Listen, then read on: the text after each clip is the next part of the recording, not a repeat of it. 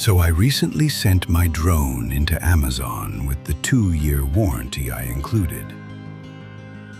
And finally, 2 weeks later, I've got a response, and my drone is on its way back.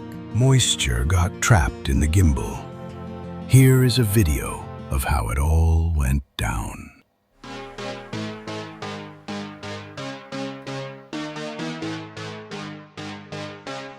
Service isn't the best.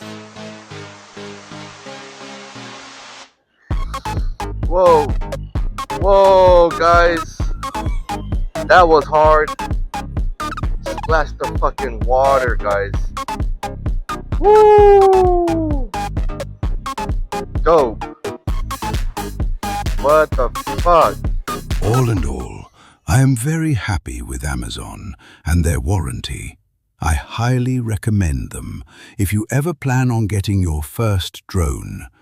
Got the link for you in my bio. Check it out and, as always, hit sub if you enjoyed the content. This has only just begun.